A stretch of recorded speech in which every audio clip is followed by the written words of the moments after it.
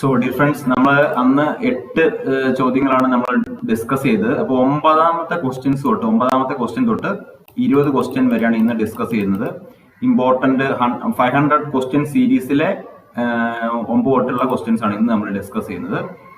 So please share this video. അതുപോലെ ഈ video നിങ്ങൾ അവസാനം വരെ കാണാൻ ശ്രമിക്കുക. കുറെ പോയിന്റ്സ് നിങ്ങൾക്ക് കിട്ടും. കേരള PSC പഴയ ക്വസ്റ്റ്യൻസ് ആണ് ഇപ്പോൾ ഡിസ്കസ് ചെയ്യുന്നത്. ഇനി എയിംസിലെ ക്വസ്റ്റ്യൻസ് നമ്മൾ എടുക്കുന്നുണ്ട്. അപ്പോൾ നിങ്ങൾക്ക് എന്തെങ്കിലും സംശയമുണ്ട്, ഇപ്പൊ നിങ്ങൾക്ക് എന്തെങ്കിലും ഒരു എന്താ പറയാ ഒരു ഡിസീസ് കണ്ടീഷനെ കുറിച്ച് സംശയം ഉണ്ടെങ്കിൽ നമ്മൾ ചെയ്തതാണെങ്കിൽ നേഴ്സ് ക്യൂൻ യൂട്യൂബ് ചാനലിൽ കിട്ടും. അതിനുവേണ്ടി നിങ്ങൾ ഇപ്പോൾ എക്സാമ്പിൾ പറയുകയാണെങ്കിൽ ഹൈപ്പർ തൈറോയിഡിസം നമ്മൾ ചെയ്തിട്ടുണ്ട്. Hyper thyroidism nurse queen YouTube ചാനലിൽ നിന്ന് അല്ലെങ്കിൽ നേഴ്സ് ക്യൂ എന്ന് ടൈപ്പ് ചെയ്യുമ്പോൾ യൂട്യൂബ് ചാനലിൽ അങ്ങനെ സെർച്ച് ചെയ്യുമ്പോൾ നിങ്ങൾക്ക് അത് ആ ഒരു വിഷയം കിട്ടും. പല ആളുകളും സംശയം ചോദിച്ചിട്ടുണ്ട്, അതായത് വീഡിയോ ചെയ്യുമോ എന്നൊക്കെ ചോദിച്ചു, ഡിഫൻസ് മെക്കാനിസം ചെയ്യുമോ എന്നൊക്കെ ചോദിച്ചു. അപ്പൊ അത് നമ്മൾ ഓൾറെഡി ചെയ്തതാണ്. അപ്പൊ നിങ്ങൾ ആ ഒരു രീതിയിൽ സെർച്ച് ചെയ്യുക. അതുപോലെ ഇങ്ങനെയുള്ള ക്വസ്റ്റ്യനിൽ നിങ്ങളുടെ ഡൗട്ട്സ് ഞാൻ ഉൾപ്പെടുത്തുന്നതായിരിക്കും.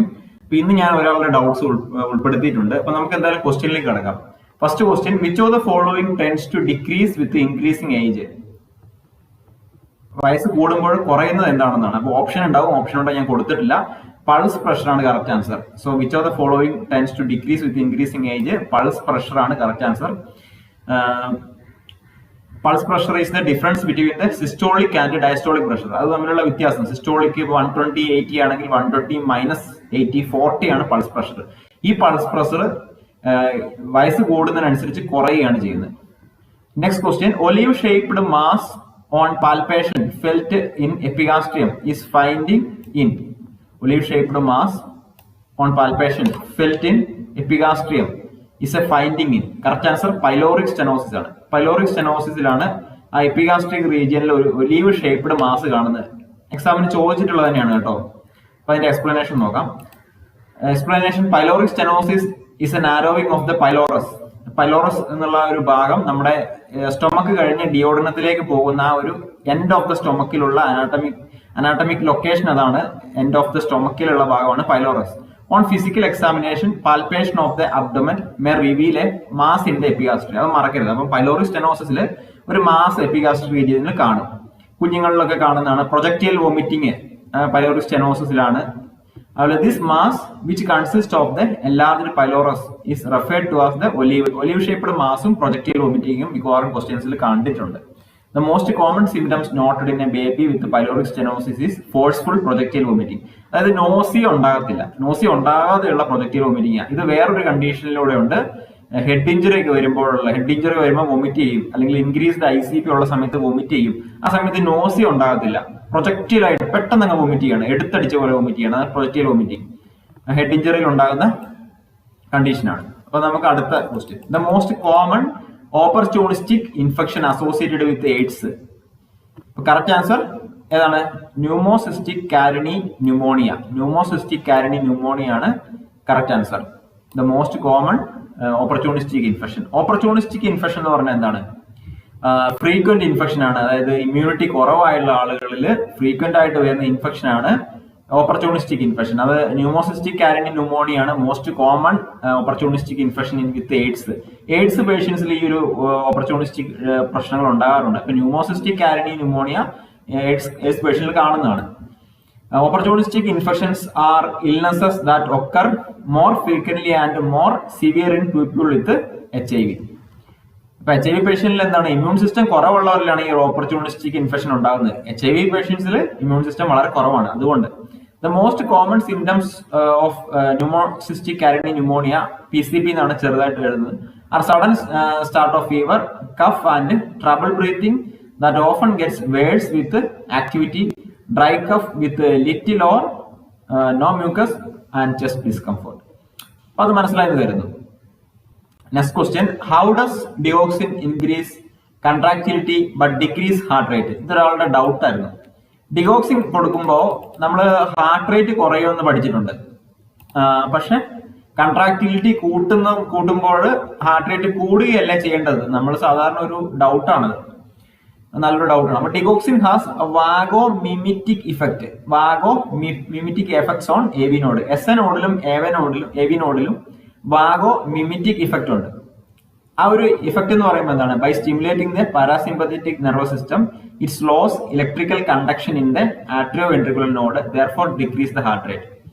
സോ ഇവിടെ പാരാസിമ്പതറ്റിക് നെർവസ് സിസ്റ്റത്തെ സ്റ്റിമുലേറ്റ് ചെയ്യുന്നുണ്ട് ഡിഗോക്സിൻ, പക്ഷേ at the same time slows electrical conduction in the atrioventricular node. A V നോഡിലും എസ് എ നോഡിലും എസ് എ നോഡ് ഫയർ ചെയ്യുന്നുണ്ട്, അതുപോലെ എ വി നോഡ് ഫയർ ചെയ്യുന്നുണ്ട്. അപ്പൊ ആ ഫയറിങ്ങിനെ ആ ഒരു സിഗ്നൽ കൊണ്ട് കുറച്ച് മാറ്റുകയാണ് എന്ത് ചെയ്യുന്നത്, ഡിഗോക്സിൻ ചെയ്യുന്നത്. അതുകൊണ്ട് തന്നെ ഇജക്ഷൻ ഫ്രാക്ഷൻ, ഹാർട്ടിന്റെ കൺട്രാക്ഷൻ കൂടുകയും അതേസമയം ഹാർട്ട് റേറ്റ് കുറയ്ക്കുകയും ചെയ്യുന്നു. ആ ഒരു ആള് ഈ വീഡിയോ കാണുന്നുണ്ടെന്ന് വിശ്വസിക്കുന്നു. സോ ഇതാണ് വാഗോമിമെറ്റിക് എഫക്റ്റ് ഡിഗോക്സിൻ ഉള്ളത് കൊണ്ടാണ് അങ്ങനെ സംഭവിക്കുന്നത്. So decrease the heart rate. Cardiac glycosides ആണ് digoxin, mimicking the action of vagus nerve, decrease the heart rate. So എന്താണ് cardiac glycosides mimicking the action of vagus nerve. Vagus nerve heart rate കുറയ്ക്കുന്നു. അപ്പൊ ആ ഒരു action mimic ചെയ്യാണ് cardiac glycoside. So next question, an early sign of acute respiratory failure. An early sign of acute respiratory failure. Correct answer, restlessness. An early sign of acute respiratory failure എന്ന് പറയുമ്പോൾ restlessness ആണ്. നമുക്ക് ആദ്യം ശ്വാസം മുട്ടലുണ്ടാവും, restless ആവും, അങ്ങോട്ടും ഇങ്ങോട്ടും ഒക്കെ തിരിഞ്ഞു നോക്കി. അതിന്റെ എക്സ്പ്ലനേഷൻ പറയുകയാണെങ്കിൽ symptoms include confusion, rapid breathing and shortness of breath. അത്രേ ഉള്ളൂ. അടുത്ത question, the ideal door to needle time for administration of fibrinolytic therapy in patients with acute ischemic stroke. Door to needle time എന്ന് പറയുമ്പോൾ ഹോസ്പിറ്റലിലെ door ആണ് ഉദ്ദേശിക്കുന്നത്. Hospital door വന്നിട്ട് നമ്മുടെ കയ്യിൽ നീഡിൽ വെക്കുന്ന സമയം. Door to needle time for administration of fibrinolytic therapy patient with acute ischemic stroke is 60 minutes or less.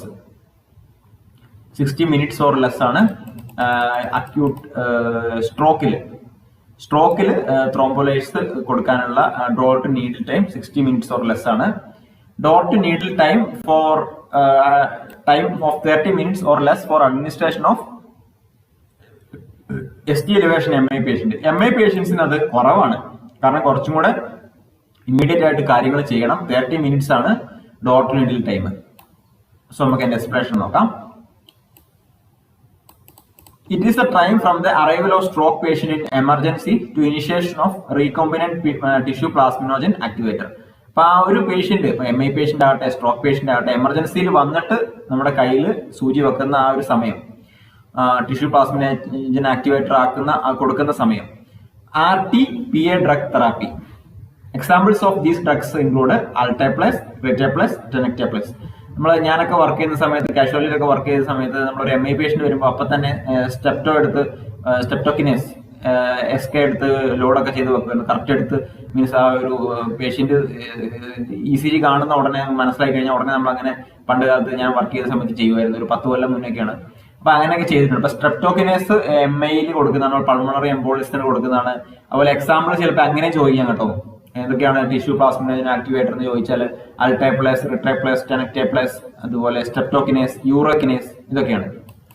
Next question, the haemodynamic changes after successful initiation of an intra aortic balloon pump in a patient with cardiogenic shock include. അതായത് haemodynamic changes ആണ് ചോദിക്കുന്നത്. അതായത് IABP മിഷന് administer ചെയ്യും, പ്രത്യേകിച്ച് കാർഡിയോനിക് ഷോക്കിലുള്ള പേഷ്യന്റിന്. കാരണം ആ ഒരു അയോട്ടയിൽ നിന്നുള്ള കൺട്രാക്ഷൻ വളരെ കുറവായിരിക്കും. അതായത് നമ്മുടെ ശരീരത്തിന് ആവശ്യത്തിന് ബ്ലഡ് സപ്ലൈ ഒന്ന് കിട്ടാനുള്ള ശക്തി ഹാർട്ടിന് ഇല്ലാതെ വരുമ്പോൾ ആ ഒരു അയോട്ടയിലോട്ടുള്ള കൺട്രാക്ഷൻ കുറയുന്നു. അങ്ങനെ വരുമ്പോൾ ഇജക്ഷൻ ഫ്രാക്ഷൻ കുറയുന്നു. ഇജക്ഷൻ ഫ്രാക്ഷൻ കൂട്ടാനും വേണ്ടി നമുക്ക് ഈ ഒരു intraaortic balloon pump IABP insert ചെയ്യാറുണ്ട്. അപ്പോൾ answer decreased pulmonary artery wedge pressure and increased cardiac output. Cardiac output കൂട്ടുകയും പൾമോണറി ആർട്ടറി വെഡ്ജ് പ്രഷർ കുറയ്ക്കുകയും ചെയ്യാണ് എന്ത് ചെയ്യുന്നത്, IABP മിഷൻ ചെയ്യുന്നത്. എക്സ്പ്ലനേഷനിലേക്ക് നോക്കിയാൽ the IABP increases diastolic blood pressure, decreases after load, decreases myocardial oxygen consumption, increase coronary artery perfusion and modestly enhances cardiac output. അപ്പൊ ഈ IABP മിഷൻ എന്തൊക്കെയാണ് ചെയ്യുന്നത്? Decrease after load, increase diastolic blood pressure. എന്താണ് preload, after load? Preload എന്ന് ചോദിച്ചാൽ നമ്മുടെ ഹാർട്ടിലേക്ക് വരുമ്പോൾ ഹാർട്ടിനൊരു അതായത് പ്രത്യേകിച്ചും ചാമ്പേഴ്സ്, ലോവർ ചാമ്പേഴ്സിലാണ് പ്രധാനമായിട്ടും ഒരു അവിടെ ഒരു ബലം പുറകോട്ട് ഹാർട്ട് പ്രയോഗിക്കുന്നുണ്ട്. ലൈക്ക് തെറ്റാലി നമ്മളിങ്ങനെ പിടിച്ച് വലിക്കുകയല്ലേ പുറകോട്ട്, ആ ഒരു സംഭവം നിങ്ങൾ ഓർത്താൽ മതി. തെറ്റാലി ഇങ്ങനെ പുറകോട്ട് വലിക്കുമ്പോൾ ഒരു ബലം, ആ ഒരു ബലം ഹാർട്ട് ഒരു ബാക്ക് ഫോഴ്സ്, ഇപ്പൊ നമ്മൾ ഓടാനൊക്കെ ആണെങ്കിൽ നമ്മളൊന്ന് പുറകോട്ട് ഇങ്ങനെ നിന്നിട്ട് പെട്ടെന്ന് ഓടുക, ഒരു കുതിപ്പിന് വേണ്ടി പുറകോട്ടൊന്ന് തിരിഞ്ഞിട്ടാണ് നമ്മൾ ഓടുന്നത്. അങ്ങനെ ഒരു തെറ്റാലി വലിക്കുന്ന അതാണ് പ്രീലോഡ്. ആഫ്റ്റർ ലോഡ് എന്ന് പറയുമ്പോൾ എന്താണ്? ആഫ്റ്റർ ലോഡ് എന്ന് പറയുമ്പോൾ ഡെഫിനിഷൻ ഉണ്ട്, ജസ്റ്റ് ഒന്ന് വായിക്കാം. The amount of pressure that the heart needs to exert to eject the blood during ventricular contraction. Ventricular കൺട്രാക്ഷനിൽ ഹാർട്ടിന് വേണ്ട ഒരു ഇജക്ട് ചെയ്യാനുള്ള ആ ഒരു പ്രഷർ അല്ലെങ്കിൽ systemic vascular resistance, systemic vascular resistance തന്നെയാണ് after load. The amount of pressure that the heart needs to exert to eject the blood during ventricular contraction. Ventricular കൺട്രാക്ഷന്റെ സമയത്തിൽ ആ ഒരു ഹാർട്ട് എടുക്കുന്ന ആ ഒരു ഒരു ഒരു ബലം, അതാണ് ആഫ്റ്റർ ലോഡ്. പ്രീലോഡും ആഫ്റ്റർ ലോഡും. സോ ഇവിടെ മയക്കാടിൽ ഓക്സിജൻ കൺസംഷൻ ഡിമാൻഡ് ഒക്കെ കുറയ്ക്കുന്നുണ്ട് IABP. പേഷ്യന്റിന് IABP വിത്ത് വെന്റിലേറ്റർ പേഷ്യൻസിനൊക്കെ നമ്മൾ നിങ്ങൾ പലരും കെയർ ചെയ്യുന്നുണ്ടാവും ICUലൊക്കെ. അടുത്തത് after load also known as systemic vascular resistance. അപ്പൊ ആഫ്റ്റർ ലോഡ് എന്താണെന്ന് ചിലപ്പോൾ ചോദിക്കും. സിസ്റ്റമിക് മാസ്കുലർ റെസിസ്റ്റൻസ് തന്നെയാണ് ആ ഒരു ബലം, ഒരു എന്താ പറയുക, lower chambers of the heart കൺട്രാക്ഷന് വേണ്ടി പുറകോട്ടെടുക്കുന്ന ഒരു ബലം. It is the amount of resistance the heart must overcome to open the aortic valve and push the blood volume out into the systemic circulation. So that is the amount of resistance, ആ ഒരു ബലം the heart must overcome. Aortic valve തുറന്നിട്ട് blood eject ചെയ്യാനുള്ള ആ ഒരു ബലം. So നമുക്ക് next ക്വസ്റ്റ്യനിലേക്ക് പോവാം. Which is involved in VAP care bundle? VAP care bundle ഏതൊക്കെയാണ്? വെന്റിലേറ്റർ അസോസിയേറ്റഡ് ന്യൂമോണിയ ആണ് വാപ്പ് എന്ന് പറയുന്നത്. Ventilator associated pneumonia. വാപ്പ് എന്ന് പറഞ്ഞാൽ എന്താണ്? Ventilator associated pneumonia is A lung infection that develops in A person who is on ventilator. അപ്പൊ വെന്റിലേറ്ററിൽ കിടക്കുന്ന ആളുകൾക്ക് എന്തുണ്ടാവും? ലങ് ഇൻഫെക്ഷൻ ഉണ്ടാകാനുള്ള ചാൻസ് ഉണ്ട്. അപ്പൊ അത് തടയാൻ വേണ്ടിയുള്ളതാണ് വാപ്പ് കെയർ ബണ്ടിൽ എന്ന് പറയുന്നത്. മറക്കരുത്. The VAP prevention bundle includes head of the bed elevation 30 to 45 degree, 30 മുതൽ 45 ഡിഗ്രി എലവേറ്റ് ചെയ്യുന്നു, ഹെഡ് എലവേറ്റ് ചെയ്യുന്നു. Oral chlorhexidine 0.12%, peptic ulcer prophylaxis, deep vein thrombosis prophylaxis, spontaneous awaking trials and breathing trials. ഇത്രയും കാര്യങ്ങൾ നിങ്ങൾ മറക്കരുത്. ഞാൻ ഒന്നുകൂടെ വായിക്കാം. ഹെഡ് എലവേഷൻ ചെയ്യുക 30 to 45 ഡിഗ്രി, അതൊക്കെ വാപ്പ് തടയാൻ വേണ്ടിയാണ്. ഓറൽ കെയർ, ക്ലോർഹെക്സിലിൻ മൗത്താഷ് കൊടുക്കുകയല്ലേ, അത്. Peptic ulcer prophylaxis, deep vein thrombosis, spontaneous awakening trials with breathing trials. ഇത്രയും കാര്യങ്ങൾ നിങ്ങൾ മറക്കാതിരിക്കുക, എക്സാമിന് ചോദിക്കാം. സോ ഇന്നത്തെ വീഡിയോ വളരെ ഇമ്പോർട്ടന്റ് ആയിരുന്നു. ഇത് ഒരു പേഷ്യന്റ് നമ്മളൊരു വാപ്പ് കെയർ കൊടുക്കുകയാണ്, പേഷ്യന്റ് ഓൺ വെന്റിലേറ്റർ ആണ്. വാപ്പ് കെയർ കൊടുക്കുമ്പോൾ ശ്രദ്ധിക്കേണ്ട കാര്യങ്ങൾ ശ്രദ്ധിക്കണം. Next question, the primary acid base imbalance seen in acute kidney injury. Acute kidney injury പെട്ടെന്നുള്ള ഇഞ്ചുറിയാണ് അക്യൂട്ട്. മെറ്റബോളിക് ആസിഡോസിസ് ആണ്, എപ്പോഴും ഓർക്കണം. Primary acid base imbalance seen acute kidney injury metabolic acidosis ആണ്. ആസിഡോസിസ് ഉണ്ടാകും കാരണം ബോഡിയിലുള്ള എക്സസ് ആസിഡിനെ ഒന്നും പുറന്തള്ളാൻ കിഡ്നിക്ക് കഴിവില്ലാതെ പോയി ആ ഒരു അവസ്ഥയിൽ മെറ്റബോളിക് ആസിഡോസിസ് എന്തായാലും കിഡ്നിക്ക് ഉണ്ടാകും. Metabolic acidosis is the most common acid-base disturbance associated with acute kidney injury, developing as the result of impaired excretion of the daily load of body producing acid. Body produce ചെയ്യുന്നുണ്ട് acid, അത് പുറന്തള്ളാൻ കഴിയാതെ വരുന്നു. Next question, the most common electrolyte abnormality seen in a patient with pancreatitis. Hypocalcaemia, സാധാരണ pancreatitis ഉള്ള പേഷ്യൻസിന് ഉണ്ടാകുന്ന electrolyte അബ്നോർമാലിറ്റിയാണ് ഹൈപ്പോകാൽസീമിയ. കാൽസ്യത്തിന്റെ അളവ് കുറഞ്ഞു പോകും. ഇവിടെ കുറെ ഓപ്ഷൻ ഉണ്ട്, ഞാൻ ഇങ്ങനെ പറഞ്ഞിട്ടുള്ളൂ. ഇപ്പൊ എക്സ്പ്ലനേഷൻ പറയുകയാണെങ്കിൽ enzymatic fat necrosis, calcium bind to fatty acids leading to decreased ionised calcium. എന്തുകൊണ്ടാണ് ഹൈപ്പോകാൽസ്യമി ഉണ്ടാകുന്നത് ചോദിച്ചാൽ എൻസൈമാറ്റിക് ഫാറ്റ് നെക്രോസിസ് ആണ്. അതായത് നമ്മുടെ വയറിന്റെ ഭാഗത്ത് കാൽസ്യം അബ്സോർപ്ഷൻ നടക്കും കൂടുതലായിട്ട്. Calcium binds to fatty acids, fatty ആസിഡ്സിനോട് ബൈൻഡ് ചെയ്തിട്ട് ഡിക്രീസ്ഡ് അയണൈസ്ഡ് കാൽസ്യം കുറയുന്നു. Next question, paralytic ileus occurs in a patient with burns involving total body surface area greater than correct answer 20-25%. അതായത് parallactic Ilyas എന്നുള്ള condition, അതായത് ബവലിന്റെ activity കുറയുന്ന കണ്ടീഷനാണ്. It is related to bowel industry. അപ്പൊ activity നമ്മൾ 20-25% burns നമ്മുടെ ശരീരത്തിൽ ഉണ്ടായി കഴിഞ്ഞാൽ പാരലിറ്റിക് ഇലിയസ് ഉണ്ടാകാനുള്ള ചാൻസ് ഉണ്ട്. എന്താണ് പാരലിറ്റിക് ഇലിയസ്?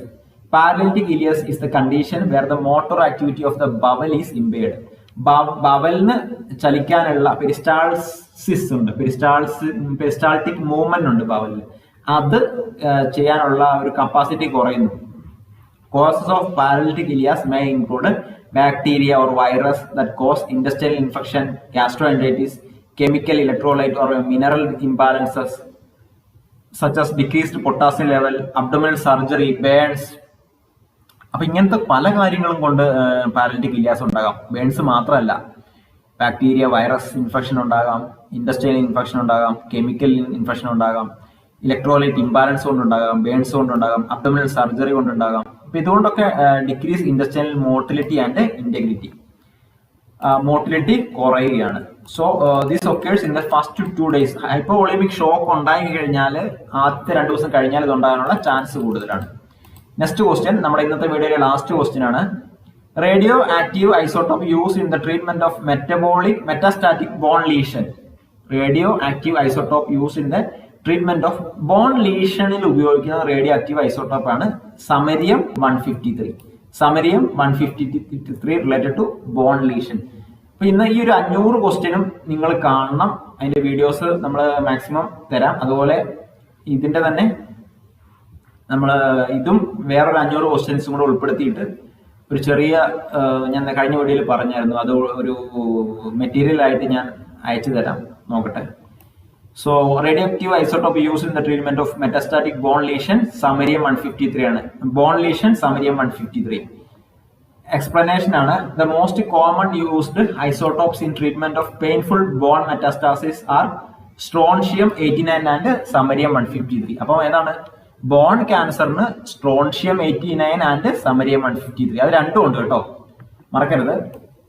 തൈറോയ്ഡ് ക്യാൻസറിന് അയഡിൻ 131. തൈറോയ്ഡ് ക്യാൻസറിന് ഏതാണ്? Iodine 131. Then phosphorus 32 blood disorders such as polycythemia vera and essential thrombocytopenia. അപ്പോ എന്തൊക്കെയാണ്? ഫോസ്ഫറസ് 32 ബ്ലഡ് ഡിസോർഡേഴ്സ് ആണ്. അങ്ങനെ കണക്ട് ചെയ്ത് പഠിക്കുക. Phosphorus related to blood, phosphorus 32 related blood, polycythaemia vera and thrombocytopenia. അപ്പൊ ഇനിയുള്ള കുറച്ച് ക്വസ്റ്റ്യൻസ് ഞാൻ അടുത്ത വീഡിയോയിൽ തരാം. ഇത് ഇനിയുള്ള ഒരു 10 ക്വസ്റ്റ്യൻസ് നമ്മുടെ ചാനലിൽ ഇന്നലെ അപ്ലോഡ് ചെയ്തിട്ടുണ്ട്, നമ്മുടെ സെക്കൻഡ് ചാനലിന്റെ പേര് ഉമേഷ് JHI എന്നാണ്. അതിനകത്ത് സ്റ്റാഫ് നേഴ്സിന്റെ വീഡിയോസ് ഞാൻ ഇടയ്ക്ക് അപ്ലോഡ് ചെയ്യാറുണ്ട്. അവരുടെ എക്സാം അടുത്ത മാസമാണ്. അപ്പൊ അതിനുവേണ്ടി അവർക്കുള്ള വീഡിയോസും നിങ്ങൾക്കും കാണാവുന്നതാണ്. JPHN ഉള്ള വീഡിയോസ് സ്റ്റാഫ് നേഴ്സിനും JHIക്കും കാണാവുന്നതാണ്.